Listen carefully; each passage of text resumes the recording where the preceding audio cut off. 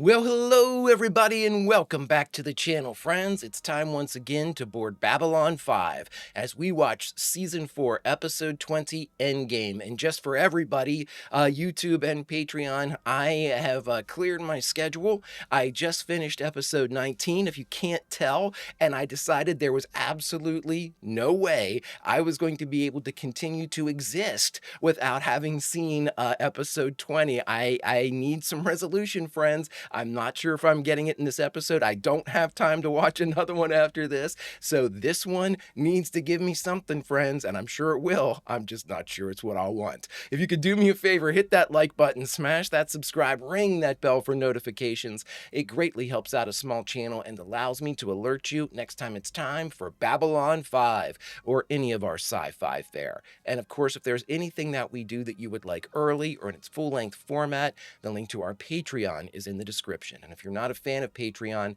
consider YouTube memberships. You'll get all of our episodes at least a day early. But my dear friends, all that is then and this is now. And what is now? Now it's time once again to join the fight as we watch the 20th episode of the 4th season of the immaculate Babylon 5, Endgame. Prepare to engage maximum warp reaction. And for Susan Ivanova, away we go!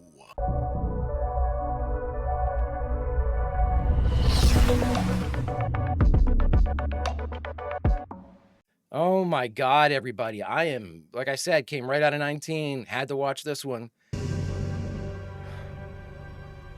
My God. I just gotta keep my shit together. And this doesn't help anybody, me bawling.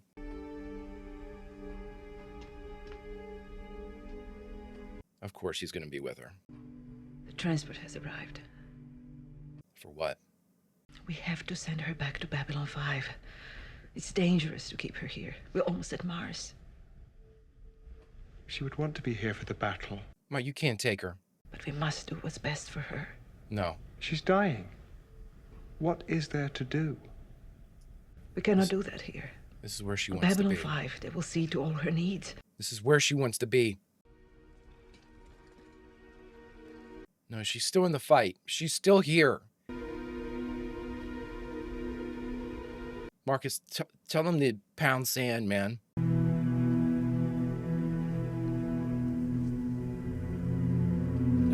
Enough. She's not gone. I'm sorry, everybody. God, I'm on the raggedy edge here. Stop it. Everyone stop it. We're ready. We're starting the final strike to free Earth and Mars. Got it checked off? Yeah, we're all set. What the hell is that? Was that the Psycorp? It's good to meet you. Now you're sure that you can smuggle all these units on board the destroyer? I guess. Don't guess. It's just not what I expected. I just can't figure out what one of these is going to do against an entire destroyer. That's our problem, not yours. Just remember, 1 unit per ship, no more. That's 30 ships total. They took shadow technology. They're using shadow technology, and the telepaths are engineered to... It'll work. It'll work. I'm so glad to have you back, Mike. Oh my God, I missed you so much, dude. I had enough going on with that stupid shit they did to you. Great story. I just hated that it happened to Mike. This is Grumpy to Sleepy, Sneezy, and Doc. We are in position, moving in on foot. Which give us about 2 hours and make your move. So he's Grumpy, Doc's Doc, Sneezy, and who was the first one? I'm surprised they didn't go Looney Tunes, but... The graphics. Are we sticking with this? Oh, wow.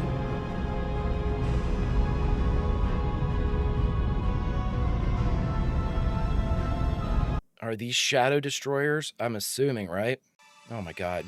We're hearing about the year, everybody. It was the year of fire. That's a dramatic understatement, Linear. So much has happened in this season. Oh my Lord. The year is 2261. The place? Babylon 5. But my brain is so scattered. I can already tell that I'm gonna be stuttering. I'm gonna be stopping and pausing. I literally feel short-circuited right now. And I seldom do this. I seldom watch an episode and then immediately watch the next episode because I like to, we've talked about it before. I like to watch an episode, really kind of dissect it, go over it, give it its due. And as soon as I finished 19, Between the Darkness and the Light, I immediately looked at my schedule and was like, I need another hour. How do I make that work? And like I said, I made it work at great cost, but I could give two shits. I had to see this next episode. Now, if they end on another cliffhanger, I'm done because I'm not going to be able to watch Babylon 5 for a couple days now. And so, oh boy. I wish I were up there. This is going to be the biggest gathering of Earth warships since the Battle of the Line. Sheridan doesn't stand a chance. Okay. Ground Station Bravo report. What's wrong with GS Bravo? Same thing that's wrong here. See ya. Hands behind your back. Hands behind your back when we let you suffocate. Okay. Okay. Great idea. Hands behind your back or we let you suffocate. You now control the perimeter. Excellent. Are we clear? We're clear. Sealed it up. Good, good, good. We got any more shuttles leaving on a supply run? Negative. That's the last batch. They'll drop their cargoes with the destroyers in 45 minutes. All right. Make sure the outer door is secure. Yes, sir. Okay, so we've got the perimeter. We got telepaths on the destroyers. Oh my God, what are we doing? We're one jump from more trouble than most of you have seen during your years in Earth Force. And it is my supreme hope that in all the years after this, we may never see a day like this again. Man your stations? Yes, sir. Open up a channel for the rest of the fleet. Oh boy. We can't hit Earth until we have taken care of the bases on Mars first. Or we risk exposing our flank to the enemy. Yeah. The League ships will provide tactical support and defense. They will not engage unless fired upon. Standing by. And you're cleared for Phase 1 as soon as you get the go-ahead order from Mr. Garibaldi. Understood. All right, Marcus is doing whatever Phase 1 is. He has to come out sooner or later. Open up a channel to the other ships. Yes, sir. I know that guy. I was wondering why they sent you to take over this mission. I've led the Apollo in over half a dozen major engagements. It's nothing to do with you, Charlie. Your record's spotless. And because Sheridan was one of my students back at the academy. I taught him everything he knows. I know how he thinks. I know how he fights. And to tell you the truth, I've always admired him. They know he won't give up. It's a terrible day, Charlie. I wish to hell I'd never lived to see it. I think, Charlie, they're worried that you might have defected. You've been given a list of our ships that have defected to their sides, and their friend or foe systems have been adjusted accordingly. If a ship is on that list, you are authorized to open fire on that ship or any support vessel, alien or human. They are targets to be destroyed. Nothing more, nothing less. General Left Corps, I guess you've got God it. Help all of us. I'll throw in a little "May God have mercy on our souls" type of thing. Sure. I'll have to go outside, though. Not a chance you'll be seen. I can't have any obstacles between me and the targets. This is going to be hard enough as it is because it's so far. Lita, if no one else is going to say it, you are a vitally important part of the team, one of the most important parts, and your service has been noted by me and the audience. You're amazing. Stay down. You're thinking about Ivanova again. I was just thinking how much she'd want to be here. Back on Babylon 5, maybe they can help her. It is the final refuge for last hopes. There must be something they can do. Our doctors could be wrong. Yeah. Look, Sheridan practically came back from the dead. We've all been through 6 kinds of hell in the last few years. Don't tell me there's nothing we can do. That's right, Marcus. That was fast. Hit by divine revelation, were we? Don't you even want to check? Don't you care? Of course I care. He cares about you too, though. There's nothing usable on Babylon 5. What do you mean, nothing usable? We still have that device, I'm telling you. He's given the all clear. All right. Phase 1. Okay, everybody, let's move as far away from the windows as you can. Grab a hold of your breathers. When that jump point forms, the pressure change is going to be pretty intense. Jump point? You can't form a jump point inside the atmosphere. Not this close. They'll plow right into the ground. They'll tear the whole place apart. Well, you can if you've got location information accurate to within a few feet, and I just made sure they got it. Well, I assume that you worked out that whole longitude-latitude thing. I know you get confused sometimes. Okay, fine. Which goes vertically, longitude or latitude? Here it comes! We are opening a gate in the Atmo.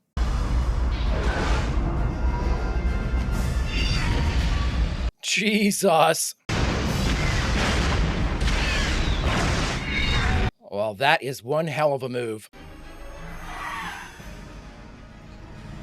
What is that? Get the defense grid online? Yes. Take out tower number 7, fast! Don't let it shoot. Nice. Our other ships are turning back to engage. Negative. Belay that. It's diversion. He wants us planet-bound. Closer to the gravity well so we can't maneuver. It's a good first move. But he wouldn't go on the offensive unless he had an ace in the hole. But what is it? I think it's Charlie. No, I'm joking. It's obviously the telepaths are going to take out the destroyers, but... Lita, we're ready. Do it. And just remember, Lita, after you nearly kill yourself doing all this stuff, we're going to ask you to move into smaller quarters. What are you going to do? Bounce your signal off of them? Activate them? What can one telepath do against an entire destroyer? Well, they're hardwired to use shadow tech, so that's going to be bad. They've been modified by the Shadows, who implanted devices in their brains that allowed them to merge with the Shadow vessels. They're probably waking up right now. Taking over all the tech. They'll start to move, looking for the first open computer relay, and when they find it, they'll merge with it. The interference will shut down the destroyer. Let us do what we have to do. My God. You're using them. Using these people as if they were weapons. Yeah, we are. Yeah, we're using them. Because they are weapons. We risk 30 lives to save 30,000. But how can you do this to them? You're a doctor. We can't remove those implants without the resources back home on Earth. Right. And it should work. Assuming that Lita can hold it together. If anyone can, it's Lita. Come on, man. Never gets a fair shake. Form up. Activate jump engines. Aye, sir. Jump engines online. Fleet standing by. Enemy fleet coming into view, just as you expected. What the hell is going on? Computer system is failing. Security overrides are down. Sir, other destroyers are reporting similar problems. All of them? Almost. Sir, we just lost contact with the rest of the destroyer group. Damn, I knew he had something up his sleeve. I knew it! Delenn, what's our situation? 20 ships are disabled, and 5 more are showing signs of losing control. Then let's hurry up. White Star Tactical Squadron, you are cleared to open fire on hostile vessels still in operation. Target engines and weapon systems. I want them disabled, not destroyed. No, come on. I mean, yeah, but if they give us problems, blast them out of the sky. I know we want to take it easy and all this shit, but... Tell the rest of the League ships to stay here and keep an eye on the destroyers we've disabled. If they get into any real trouble, do what they can to help without compromising their own safety. Taking care of the enemy behind us, now there's just the enemy in front of us. We have to hit them before the destroyers figure out what we've done. Marcus, we're jumping. Get up here. We're on our way.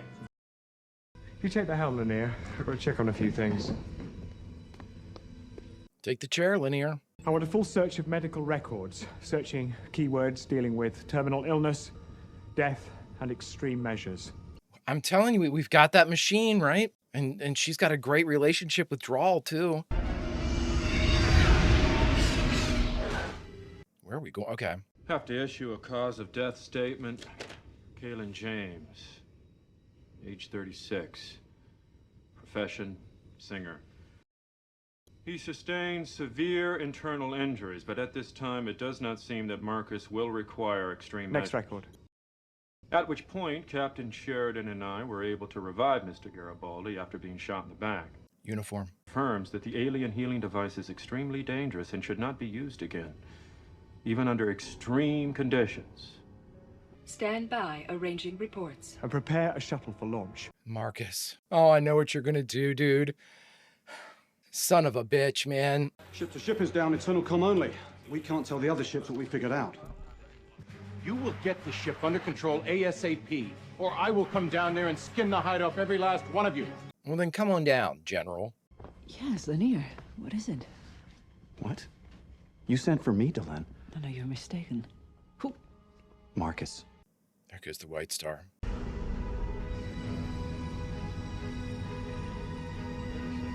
I know what you're gonna do, buddy. You're gonna burn yourself out, man. She wouldn't want you to do that, man. If there's just a way to keep her alive long enough for Steven to get back there. Lanier believes he's en route to Babylon 5. What? It can't be. Marcus would never run out in the middle of a battle. What the hell's on Babylon 5? Susan. Can you get a signal to Babylon 5? Negative. As soon as we got inside Mars' orbit, we hit the jammers. Captain, we're almost to Earth. Their probes will pick us up any second. Either we go right now or we abort. There's nothing we can do. Tell the others we jump now. Activate jump engine. Stand by to jump. I thought we were just going to Mars. I didn't realize that there was we were skipping over Mars too. We are here on the authority of a multiplanetary force that can no longer stand by and watch one of their greatest allies falling into darkness and despair.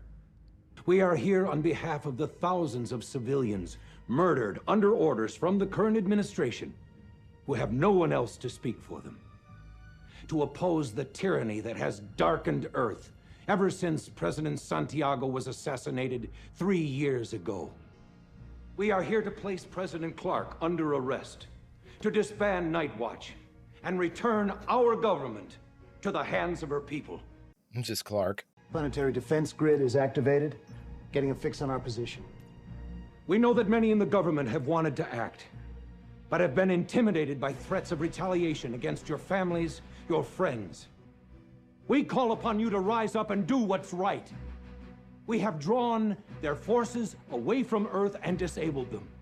The time to act is now. This is not the voice of treason.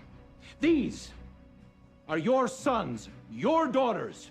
Patriots. For justice, for peace, for the future. We have come home. They're coming for you, buddy.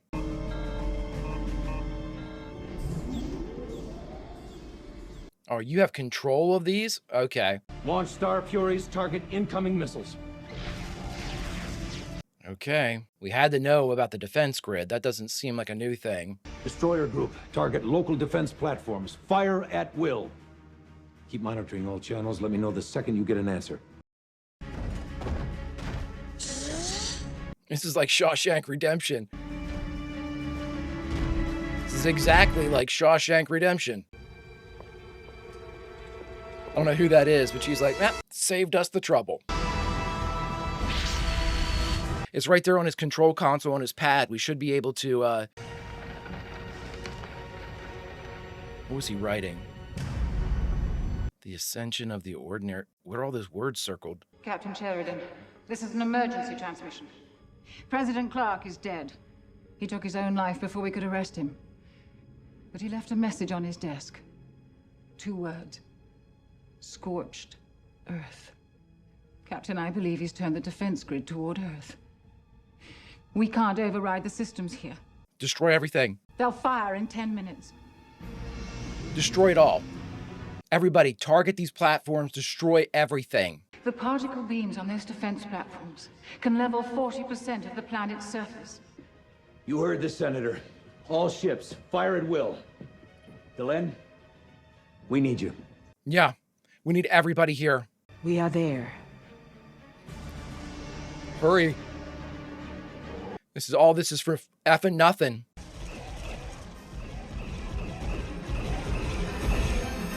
Great shot. Okay, 1. Keep moving. Missiles impacting on all sides! Continue firing! I don't know how much more she can take! Continue firing! It doesn't matter. I mean, at this point, you almost have to crash these things into them just to stop them. But how to go out like a coward. How to go out like a coward, man. Clark takes his own life and is going to kill the planet. Oh, Jesus, that was a bridge shot. Forward guns are down. We can't fire. Spin around. Fire aft. Ready to fire. Target. North America. It'll wipe out most of the eastern seaboard. Ram him. John, there's no one else close enough to stop it. Ram it. Everybody get to lifeboats. All power to engines. Give me ramming speed. It's all we got. We turn the Agamemnon into a weapon. Non-essential personnel get to escape pods. You better not end.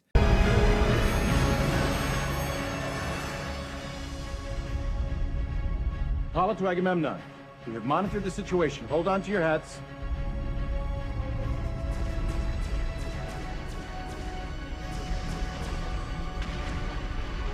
Thank God. Came to his... What? No, he's coming through. He's coming through. The Agamemnon's still there. All right, General, I'm tip of the cap. You guys did it, man. Holy shit, I'm so... Though you'll have to stand before a board of inquiry on this one, Sheridan. Still. Welcome home, John. Now, there better be a ton of people standing with him. Holy shit. I suppose Ambassador Delenn and Dr. Franklin will be joining you planetside? No. Delenn has some business to attend to, and Stephen's heading back to Babylon 5. Senator Crosby hasn't been able to shut down those jammers yet, so Stephen's going out as fast as he can to get past the jammers. Why? To stop someone from making a terrible mistake. No. Is ISN back? Hello. I want to welcome back our viewers. We've been gone a long time. Over a year since ISN was captured by elite forces. Good job. She's doing a great job. Many of us and our associates at other networks were imprisoned, interrogated, even killed. A multiplanetary force led by ships loyal to a free Earth engaged Clark's forces directly. Under the command of John Sheridan, the incoming forces disabled or destroyed their opposition, then prevented further destruction by taking out the planetary defense grid, whose lethal power was being turned toward Earth. Yeah, they should all know that. Our thoughts and prayers go out to those injured on both sides. We are all equally sons and daughters of Earth. Yeah. This is Franklin to Babylon 5. Please respond. It's gonna be too late. No, I thought we agreed. I can't have you giving your life energy and operating this machine at the same time. What happens if you pass out during the process, huh? It'll just keep taking your life energy until you're dead, correct? Oh, no. Or it will result in the death of whoever uses it. It was, after all, designed as a means of capital punishment. Ranger 1 would be proud. It does this by transferring life energy from one person to another. The process is irreversible. In cases of fatal illness or injury, for one person to live, the other must die. Oh, Marcus. You hero, you. I love you.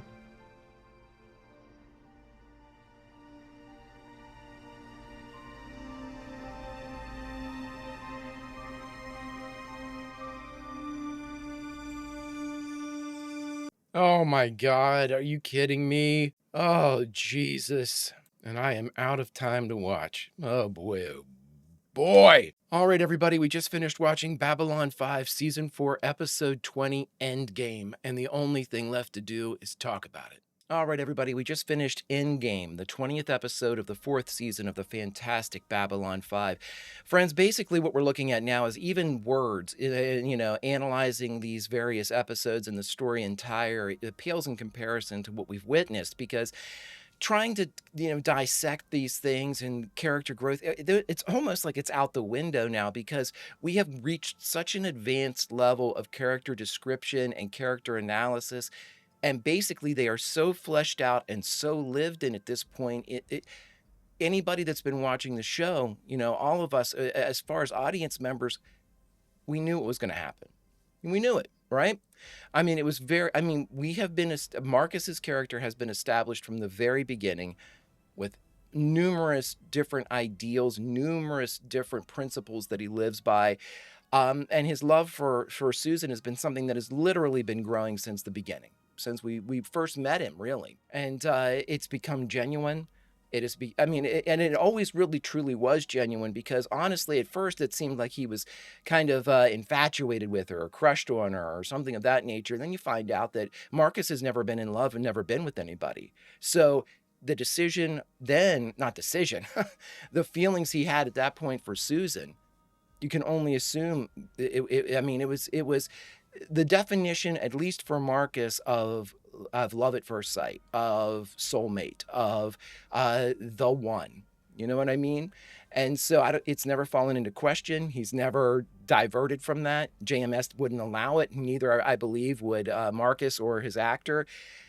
He is an incredibly interesting, deep character, and this attitude and action is absolutely 1000% inside and expected of the character. I mean, I think what we can talk about is just once again, giving the flowers to JMS for the ability to weave a tale like this. I mean, if JMS hadn't had such an incredibly detailed seasons 1, 2, and 3, we don't have these kinds of payouts in 4. You know, we don't, when we hear of Susan, wait a minute, we still have that alien device that established in season 1. You know what I mean? I mean, it's incredible storytelling. It's sitting back and waiting for your pitch. It's, you know that they're going to throw the curve. You don't want to hit the curve. You know that to seal the deal, this guy's going to throw you the heater. He's going to go fast on you. And you know that you can send that sumbitch to the moon, but you're going to wait for it. You're going to wait, and everybody's going to say, why isn't he swinging? Why isn't this, what's going on? Now should be the time to do it. He waited for his pitch. And JMS knows exactly what he likes to swing at, and he lets us wait. And much like Jakar made Londo wait outside of his room before letting him in, made him wait before taking the drink, JMS makes us wait. And because he knows when the exact time to deploy whatever story beat he has in his holster, he knows he'll do it. And we have to watch. So when we look at this, and again, I mean, it's amazing because we had literally, we broke the siege on Earth. We are the de facto siege. The authoritarian government led by Clark was shattered. Again, this is all I'm going to say about Clark. We knew that this wimp was going to do exactly something like that. I thought that maybe we'd be given some type of empathy moment where we find out that Clark is being manipulated, or Clark had, had the shadow had done something to him. No. Clark was in it all the time, completely of sound mind, had never been taken control over. He made all the decisions to kill Santiago and everything that came after. But, during the reaction, we talked about the end of Shawshank Redemption, and I just explained the entire ending of that movie, and I realized that that was a pretty big spoiler. So hopefully I took that out, Greg. Anywho, it just reinforces the character that we knew that Clark was. He coward, just despicable, just self-centered, in it for himself. And if you needed further proof for that, I mean, I don't think that it's the suicide that speaks volumes of that. No. Before my man checks out scorched earth, I'm taking it all with me. All right. So you're ready to kill a planet full of innocent people, for the most part. And boy, oh boy. So everything that needed to be said was in that one act.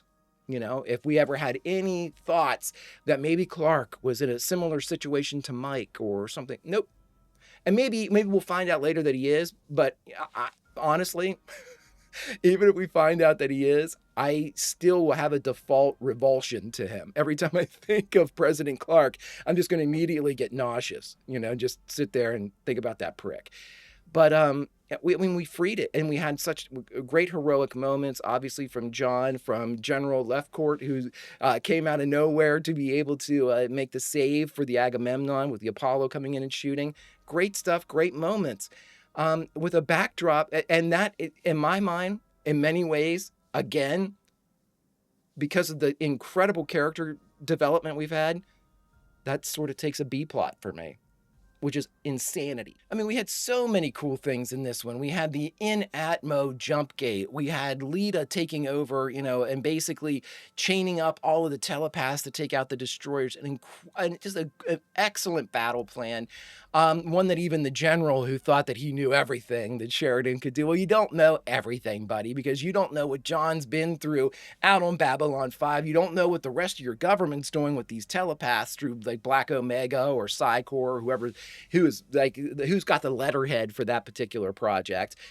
Oh my God, everyone. But, you know, again, just in character-driven, incredible beats, incredible moments, and the entire time, and I understand too that the A plot was obviously the salvation of Earth, but because I literally just watched Between the Darkness and the Light, episode 19, and jumped over to 20, which like I said, I rarely do that. I rarely watch 2 episodes together. We were able to, in my mind, the entire time I'm thinking of Susan. And then as soon as Marcus, I knew as soon as he started prying through the database, he was going to uncover the device. He did just that. He is a ranger, of course. This is his job, information gathering and subterfuge and working on the borders and all that stuff. I mean, it probably couldn't have been easier for him. And we just saw how quickly he was able to do it. And, I mean, it's devastating. And again, here's the question, everybody. And I think, you know what, I will probably just end with this one, but here's the question. We as audience members between episode 19 and episode 20 of season 4 are being given a set of almost justice is blind scales. And on one, we have Commander Susan Ivanova, and on the other, we have the ranger known as Marcus. And we have to choose. We have to pick. JMS is forcing this on us. And again, when I say stuff like that, I mean the incredible story that is Babylon 5 and the unmatched writer that's behind all of this is presented this to us. And though we don't get to literally say, no, save Susan, no, save Marcus, we have gone through the emotional component for both of these characters in back-to-back episodes. And basically, this is JMS looking at us and saying, which hurts more? And then you have to look at it and you go, okay, well, I want this character. As much as I don't want to make this Sophie's Choice type of decision, give me this character. And then JMS drops this one. What would that other character say? You know, what would Susan say if you picked Marcus? What would Marcus say if you picked Susan? They would both say, you did the right thing. You did the right thing. But the person that you saved would damn you. Susan would say, why the hell did you pick me? And Marcus would say, I cannot believe that you picked me. Why didn't you pick Susan? And so then we as audience members are thrown into this almost, you know, life and death debate that there is no answer for, because you either accept what Marcus is doing and know that Susan's going to be shattered when she finds out what he did, or you rage against it. And you can't stop it, and you can't affect change to the outcome of it. But in your mind, you can say, well, Marcus, I was always for you. You know, Susan, to be damned if it means losing you, buddy, we got to get rid of Susan. And then your mind goes, any of that's not right, because if you've experienced these characters, even if you don't care for these characters, like you really love Susan over Marcus, you appreciate and respect the characters because of the story developments that JMS has employed, and you look and you go, I don't know what to do. And that's the beauty of the show. Because when we say, I don't know what to do, I don't know who to pick, I don't know where this is going, the characters say, thank you for walking with us. We'll take it from here. And then we watch and we see how they end. And there's not much we can do except absolutely love them and appreciate them. And even if you have favorites above them, you respect the hell out of them, because we have walked with them. We have lived with them. We have learned about them. And they have become, as weird as it sounds, like when you read a good book or you see a fantastic play or you watch a great TV show like Babylon 5, they become, and you have the same feelings for them as you would your friends, or maybe your family, whichever one you feel strongest for, or how closely you get associated with these characters.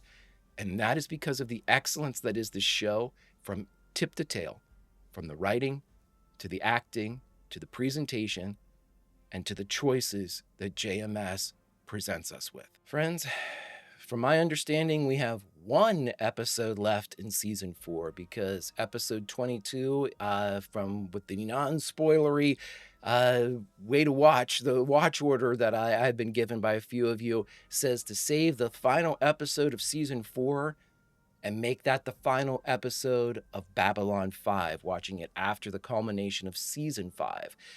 So friends, that's what I intend to do. I mean, if you would, obviously I would love if you would hit like and subscribe and all that stuff, but no formal proclamation for that in this moment of exquisite storytelling, friends. And neither will we Greek chorus this moment either, because we can watch and say goodbye from a favorite scene, but I think we have too many choices this episode. And I think right now, what we are going to do is wherever you decide you need to be, sit for a moment in peace. Sit for a moment in a victory well earned. Think about all those we've lost. And we'll see what happens with the tragedy of Marcus and Susan. Or maybe not a tragedy, but maybe something grander. Because that's Babylon 5. One of the grandest stories I've ever heard.